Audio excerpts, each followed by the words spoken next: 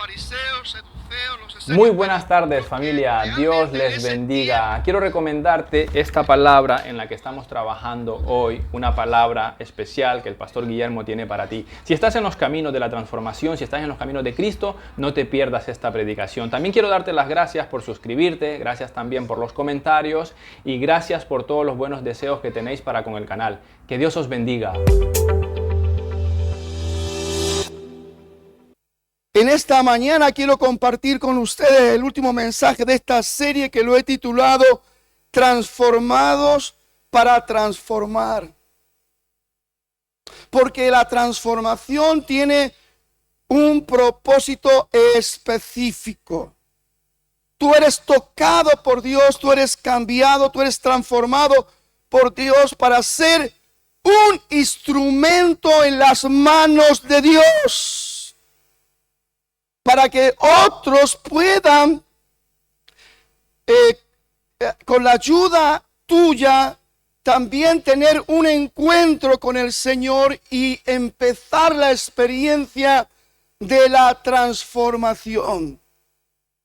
Y convertirte también en una persona para ayudar a otros. Y así vivimos la realidad de ser transformados para transformar.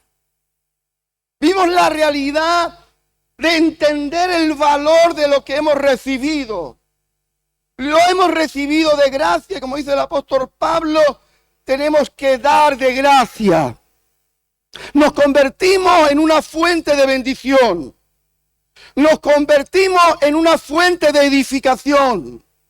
Nos convertimos en una fuente de fortaleza espiritual. Donde otros cuando nos observan, nos ven, reciben un testimonio poderoso. No solamente son palabras religiosas, sino que es un testimonio poderoso, motivador, que lleva a las personas a prestar atención sobre lo que Dios ha hecho en nuestra vida y a provocar el deseo de que también eso que nosotros hemos recibido de parte de Dios, ellos también lo puedan recibir. Transformados para transformar. Uno de los grandes ejemplos que encontramos en la palabra de Dios es el testimonio y ejemplo del apóstol Pablo. Saulo de Tarso. Todos sabemos la historia de Pablo, lo que era antes de tener ese encuentro con Jesús. Era un hombre que ejercía una cierta responsabilidad dentro de un contexto. Él pertenecía al Sanedrín religioso. Era un hombre dado y responsable a las enseñanzas de los fariseos.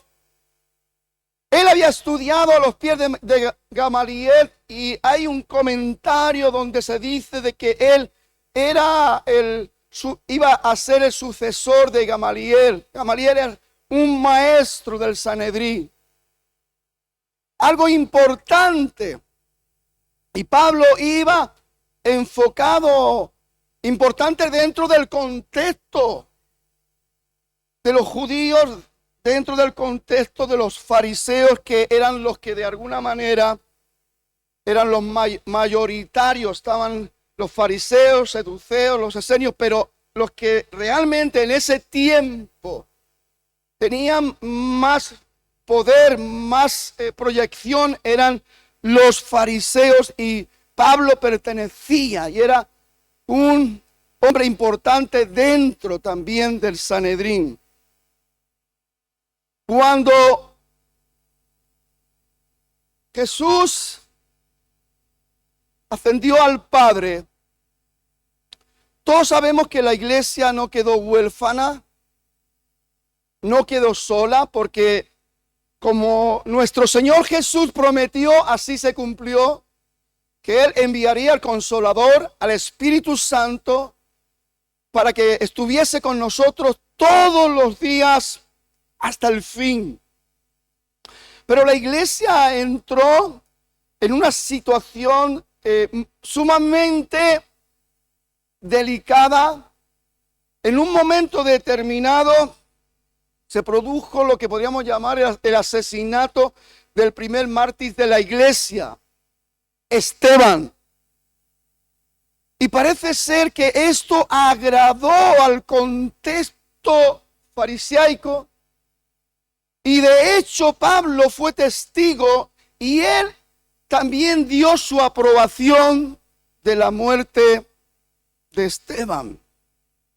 Vamos a leer unos versículos en Hechos 8, del 1 al 3, donde vamos a ver a Pablo aparecer en este momento supuestamente triste para la iglesia, pero en realidad es un momento supuestamente importante porque se inicia lo que es la proyección de una iglesia que está dispuesta a sacrificarse también por la palabra de vida, por el evangelio del reino. Dice, y Saulo estaba allí, dando su aprobación a la muerte de Esteban. Aquel mismo día comenzó una gran persecución contra la iglesia de Jerusalén. Todos, menos los apóstoles, se dispersaron por las regiones de Judea y de Samaria. Algunos hombres piadosos enterraron a Esteban y lloraron mucho por él. Mientras tanto, Saulo perseguía a la iglesia y entraba de casa en casa para sacar a rastra a los hombres y mujeres y mandarlos a la cárcel. Esta era la condición de Saulo de Tarso. Y se metió de lleno.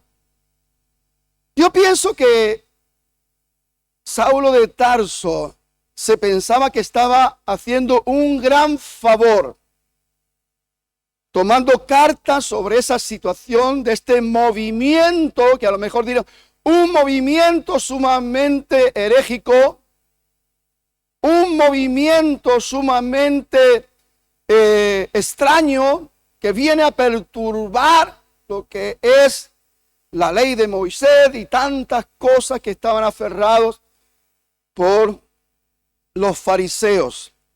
Número uno, en esta mañana, y esto nos puede pasar a todos en nuestro contexto en el que estamos viviendo, en el que nos estamos moviendo, muchas veces pensamos que lo que hacemos es lo correcto. Cuidado con esto. Repito en esta mañana, cuidado con esto. Hoy los contextos evangélicos están sufriendo muchas desviaciones.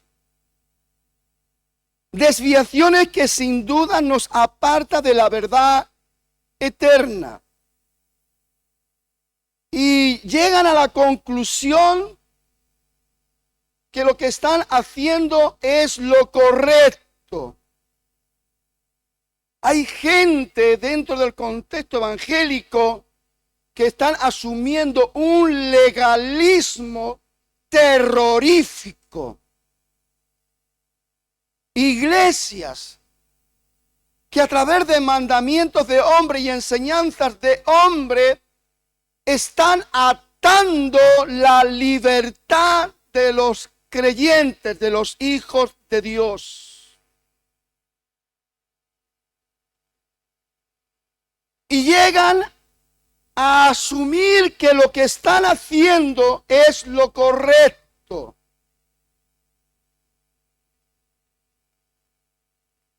Saltando por encima de la palabra vivificante, que conoceréis la verdad y la verdad os hará libres.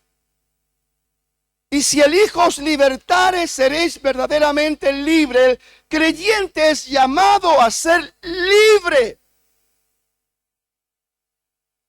Libre en la guía y dirección de la palabra eterna de Dios. Libres en la dirección de la guía del Espíritu Santo, que para eso Dios nos lo dio. Y no tenemos excusa para sacarnos novedades, sacarnos leyes de la manga y de esto no se puede hacer, esto sí se puede hacer, esto. Y nos cuesta adaptarnos a los tiempos. Y hay gente que sigue con el legalismo del siglo pasado, imponiendo formas y maneras inadecuadas que hacen que los cristianos no se muevan con gozo, alegría y libertad. Por el otro lado, vemos también un liberalismo peligroso, sumamente peligroso, donde parece ser que todo es bueno. Nos podemos confundir perfectamente con la gente del mundo, no hay distinción, no hay diferencia. Ni en la manera de vestir, ni en la manera de hablar, ni en la manera de muchas cosas.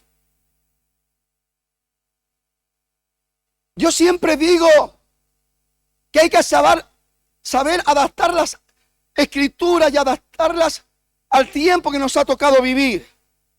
Pero si la palabra de Dios dice que vistamos decorosamente, nosotros tenemos la responsabilidad de saber lo que es decoro para este tiempo. Para sujetarnos a la palabra y tener también pues una limpia conciencia. Porque necesitamos, la iglesia necesita tener una limpia conciencia. No se trata ni de quedarnos en el siglo pasado, ni de adelantarnos al futuro, donde parece ser que están dando pues unas ideas y unas imágenes bastante complicaditas y sobre todo pues con, ¿cómo se llama esto? La inteligencia artificial. Yo creo que mucho cristianismo ya está pensando en la inteligencia artificial. Y hermanos, cuidado con todas esas cosas, cuidado con meternos en terrenos peligrosos, cuidado con meternos en pantanos donde puede ser que seamos atrapados y absorbidos y queramos salir y no podamos. Estamos viviendo tiempos sumamente peligrosos. Y a usted y a mí nos toca analizar nuestra realidad presente y ver si realmente estoy en lo correcto o no estoy en lo correcto. Pero el engaño personal de cada uno de nosotros, que nos lleva al pensamiento de tener la verdad absoluta y que nadie nos mueve. La verdad absoluta se encuentra en la realidad de escudriñar las escrituras. Pero escuche, escudriñar las escrituras con la guía del Espíritu Santo, y para eso usted tiene que tener una relación íntima, personal con el Espíritu Santo, y el Espíritu Santo tiene que ser el que gobierna su vida. Y entonces usted se dará cuenta de las realidades y podrá entender, comprender para afirmarse y establecerse de una manera real en la verdad eterna de nuestro Dios.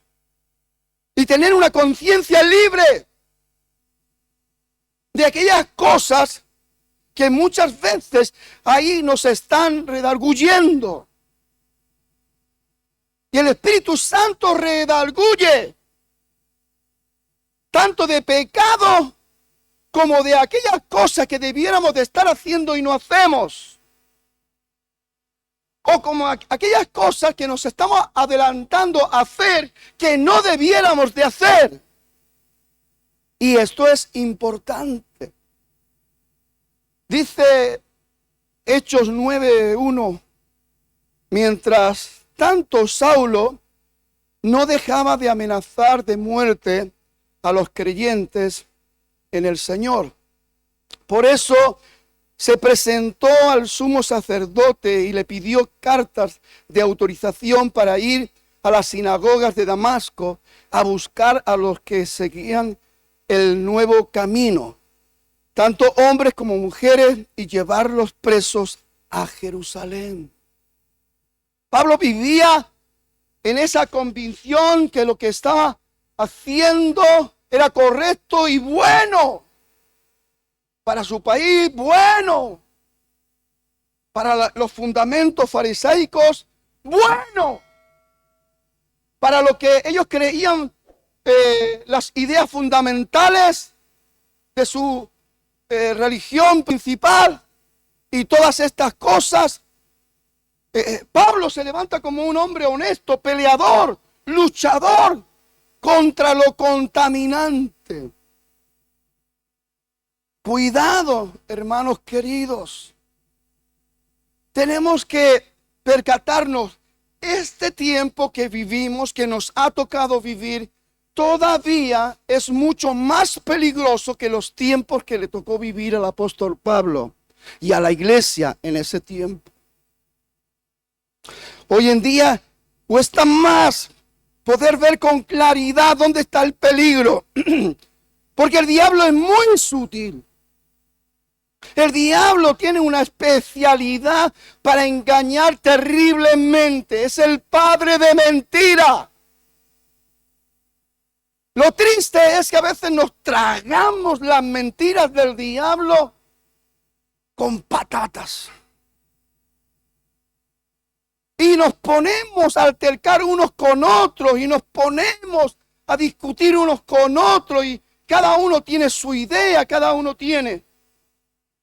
Cuando realmente el apóstol Pablo, dándose cuenta ya de esto, dice que no alterquemos, que no discutamos, sino más bien entendamos. Y el que realmente entiende la palabra y es ministrado por la palabra, adopta una actitud correcta. Y no se convierte en alguien que está dañando las amistades. Y no se convierte en alguien que daña la fraternidad de los hermanos. No se convierte en alguien que más que edificar destruye. Sino que se convierte en alguien que brota una sabiduría para edificar y armonizar las relaciones. ¿Qué me escuchan? Hola. ¿Están ahí? ¿Seguro que está ahí? Tenemos que ser responsables con nuestra realidad presente. Usted no puede analizar ni examinar mi vida, porque ni tiene ni derecho, ni parte, ni yo puedo ni analizar, ni puedo examinar su vida. No debo ni juzgar. Porque cuando juzgamos nos exponemos a ser juzgados con la misma medida con que juzgamos. Y eso es peligroso. Pero sí que puedo examinarme a mí mismo. Sí que puedo tomarme en serio el ver si realmente estoy en un proceso adecuado y hay fruto de ese proceso adecuado. Si realmente yo he tenido un encuentro con Jesús, con la vida verdadera, si realmente yo he tenido el impacto de transformación y si realmente yo estoy en un proceso de cambio por la transformación. Todo eso tenemos que darnos cuenta, porque si no, seremos puros religiosos que andan dentro de los dogmas religiosos, los ritualismos religiosos, y todas las cosas que corresponden a los movimientos religiosos. Pero los movimientos religiosos no te salvan. Ni te llevan a disfrutar las riquezas en gloria de Dios. Ni te llevan a ser un instrumento de bendición, edificación y de multiplicación en el cuerpo de Cristo. No te llevan. Número 2 dice, un encuentro con Jesús lo cambia todo. ¿Cuántos están de acuerdo? Yo quisiera que tuviéramos claridad.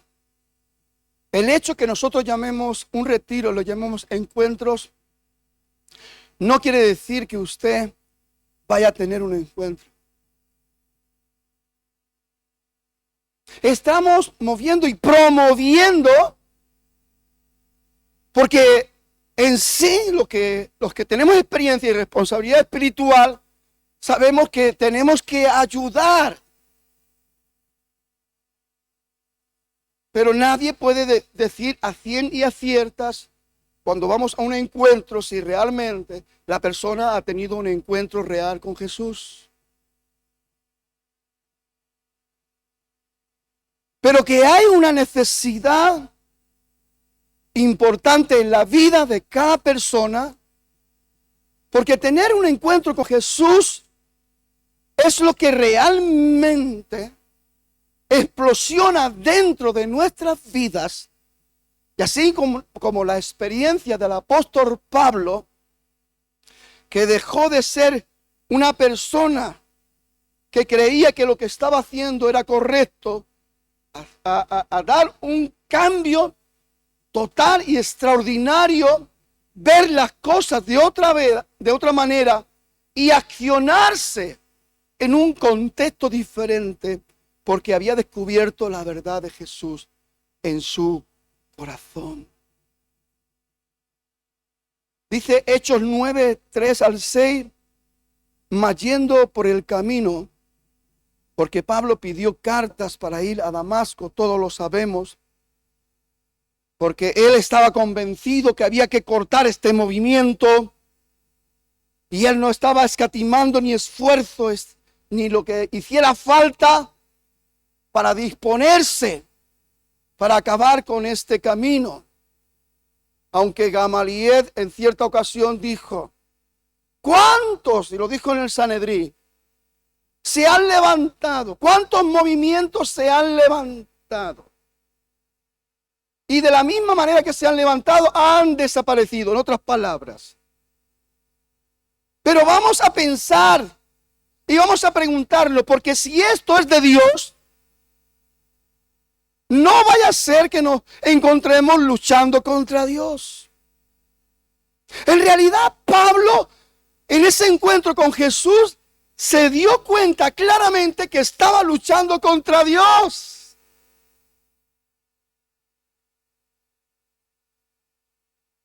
Contra Jehová de los ejércitos. Contra el Dios de Israel.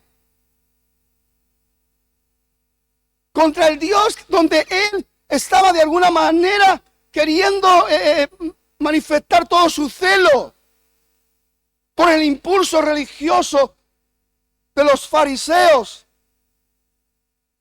Pero estaba en un enfoque incorrecto. Pero él no se daba cuenta hasta que tuvo un encuentro con Jesús.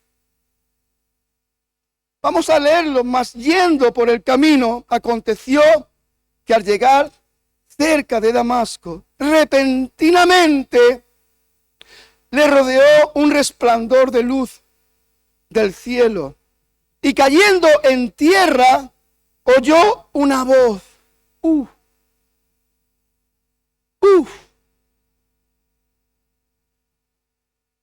¿Cuántos han tenido experiencias maravillosas en retiros, en encuentros, y han escuchado una voz? Pero una voz muy especial, una voz inconfundible. Uno no tiene duda que es la voz de Jesús. Dice, escuchó una voz que le decía, Saulo, Saulo, ¿por qué me persigues? Él dijo, ¿quién eres, Señor? Y él le dijo, yo soy Jesús, a quien tú persigues. Dura cosa te es dar coces contra el aguijón. El Señor estaba diciendo, estás dando patadas contra los clavos.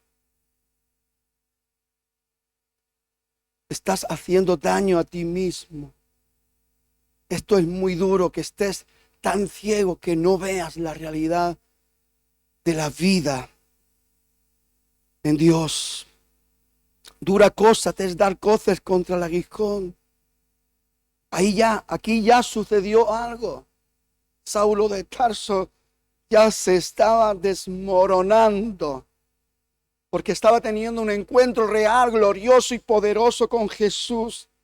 Dice, él temblando y temeroso, dijo, Señor, ¿qué quieres que yo haga? Esto es una parte importante en la experiencia de un encuentro con Jesús. Porque esto es lo que realmente Dios está esperando de nosotros. Que voluntariamente, sintiendo profundamente la necesidad de decir, Señor, ¿qué quieres que yo haga? Ahí vemos que se inició ya un cambio. Se inició el proceso de transformación. El Señor le dijo, levántate y entra en la ciudad y se te dirá lo que debes hacer. ¿Cuántas cosas Dios anda hablando contigo que está dentro del proceso de la realidad de tu encuentro y la proyección de tu transformación? ¿Cuántas palabras de luz, de verdad, Dios está dirigiendo a tu vida y a lo mejor no las estás escuchando o no estás queriendo escucharlas? Te has vuelto a la vana manera de vivir. Esto quiero indicarlo, que muchas veces tenemos encuentros con el Señor y para mantener ese encuentro de vida no necesitamos vivir de reuniones, de encuentros en encuentros. Lo que usted necesita aprender es que cada día usted tiene que presentar su cuerpo, la parte más complicada de nuestro ser, la parte donde se manifiestan los deseos y las pasiones desordenadas. Presentar su cuerpo cada día en sacrificio. Usted tiene que llevar esa parte complicada, esa muerte diaria. Y dice que es nuestro culto racional, que es nuestra porción diaria. Y ahí Pablo, entendiendo lo que es la importancia de la transformación en la realidad de la vida de cada creyente, Romanos 12, 1 y 2, dice, transformaos por medio de la renovación de vuestro entendimiento. Hay que activar la realidad de la verdad de Dios. Si no, todo lo que estás escuchando, tú lo haces vano. Si no te percatas de la verdad, si no le das importancia a la verdad, si no eres capaz de tener una renovación por medio del entendimiento, tú mismo sin darte cuenta vas a paralizar el proceso de transformación. Y te darás cuenta que tu carácter sigue de la misma manera, agrio, áspero, feo, que tu conducta todavía está ahí moviéndose de una manera pues que no ayuda, no edifica, no aporta nada. Tus actitudes, todos somos conscientes de lo que edifica y no edifica, de lo que conviene y no conviene, lo que es bueno y lo que no es bueno, de lo que realmente. Si no nos damos cuenta de estas realidades, de estas verdades, venir a los cultos religiosos no nos ayuda para nada. Usted cada día tiene que sentir la presencia renovadora de Dios. Usted tiene que sentir la presencia del Espíritu Santo. Usted tiene que despertar a la realidad de la vida espiritual. Usted tiene que anhelar apasionadamente crecimiento espiritual. No tiene que conformarse a cualquier forma de vida que esté estorbando nuestra vida en Cristo. Usted tiene que buscar esa transformación por medio de la renovación de nuestro entendimiento. Usted tiene que comprobar cada día. Tiene que comprobar cada día la voluntad de Dios, que es buena, agradable y perfecta. Y esto es diario. Dígale a su hermano, esto es diario. Cada día.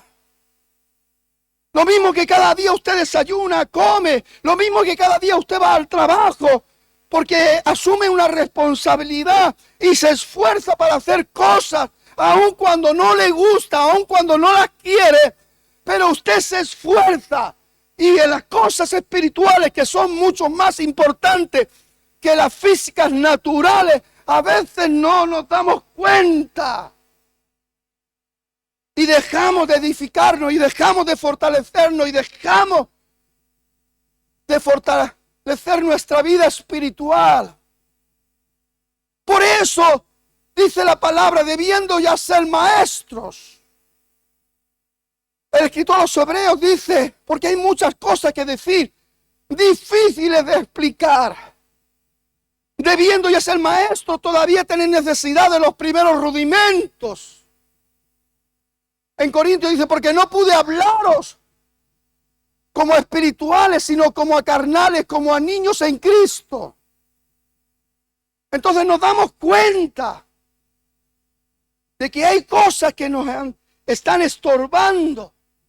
Y nadie puede hacer por ti lo que tú tienes que hacer.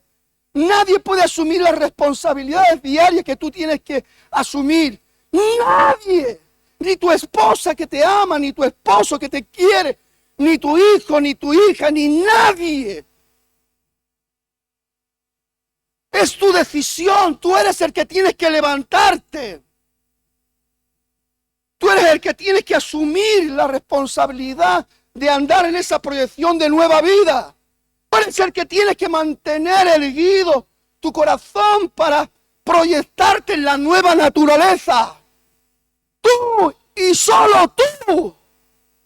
Cuando esto no sucede, cuando esto no es una verdad, cuando no asumimos nuestras responsabilidades personales como hombres espirituales, mujeres espirituales, andamos echándole la culpa a todo el mundo.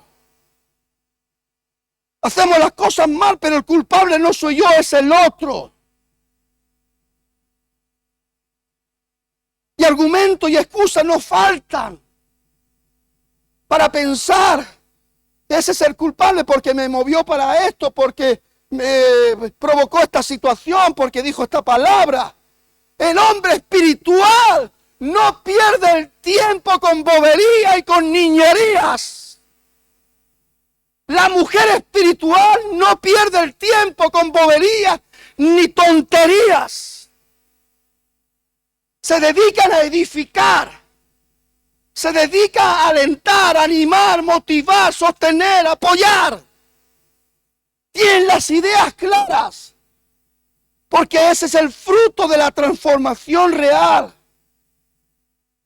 No estamos para niñerías ni infantilismos que paralicen el crecimiento y la multiplicación de la iglesia. hermano querido, hermana querida, con todo el respeto, con todo el amor, deje las boberías, deje las tonterías, deje las niñerías, crezca, asuma, porque deje los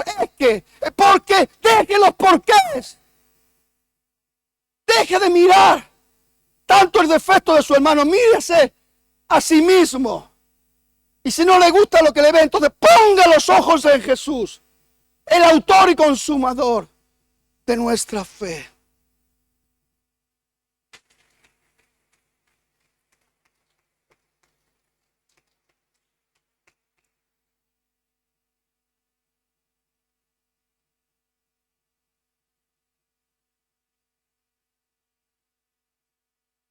El inicio de la transformación es un encuentro con Jesús.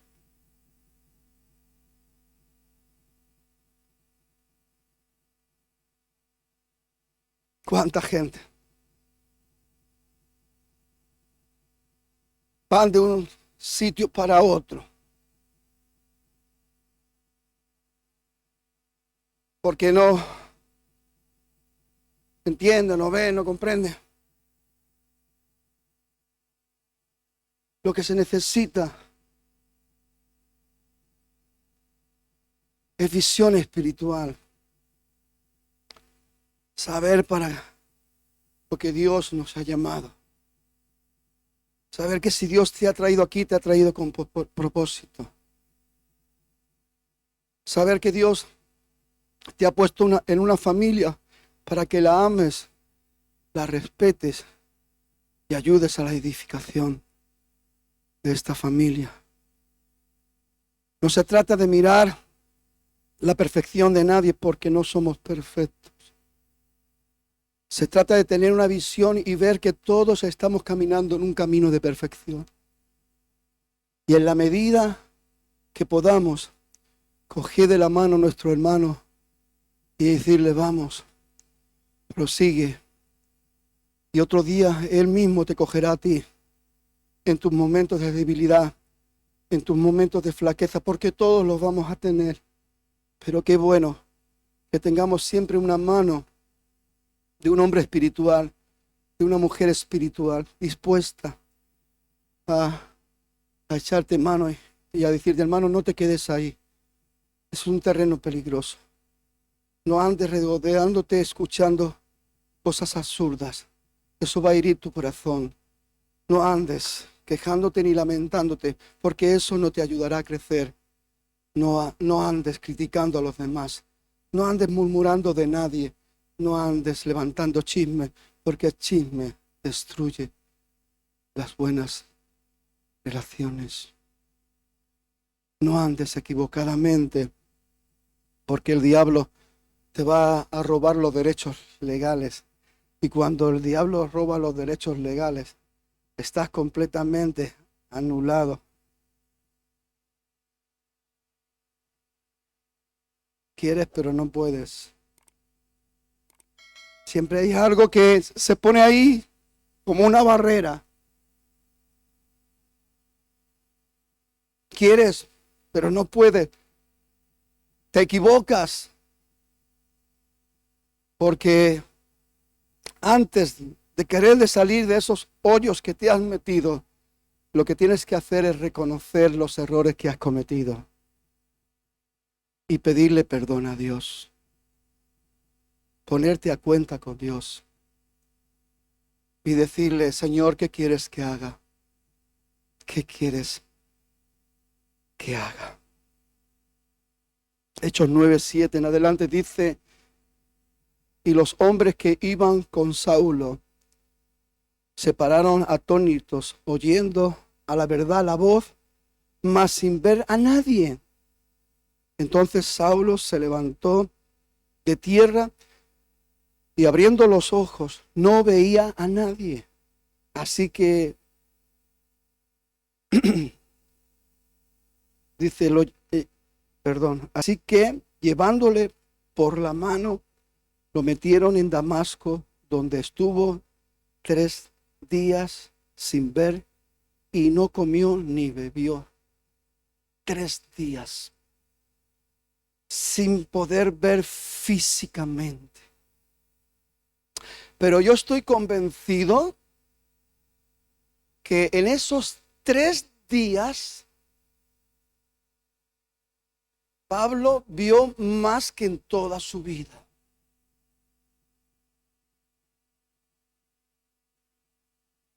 Si después contextualizamos, dice que él vio venir a Ananías en visión. Todo fue en esos 3 días que él no vio físicamente. Imagínese 3 días tratados por el Señor. Yo llego a la conclusión, Pablo experimentó lo que es ver con los ojos del Espíritu. Y yo creo que Pablo se estaba deleitando.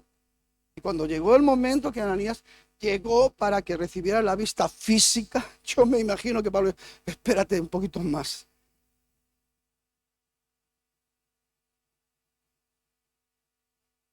Me imagino, porque yo he tenido experiencias, ¿verdad? Y uno sabe cuando está con el Señor, recibiendo del Señor revelación y viendo cosas que se escapan de la visión humana, uno no quiere salir de ahí. Dice también,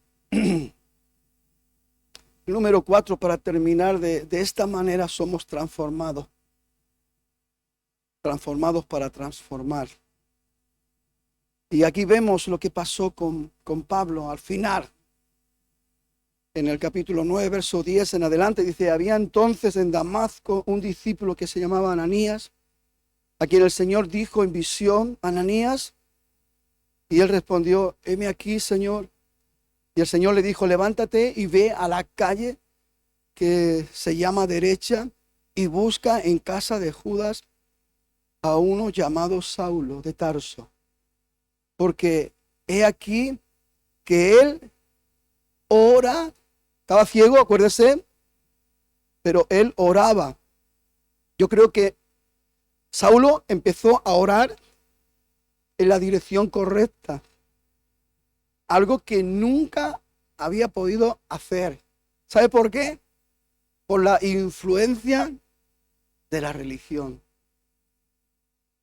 Cuando nos movemos en un contexto religioso, ni tan siquiera sabemos orar.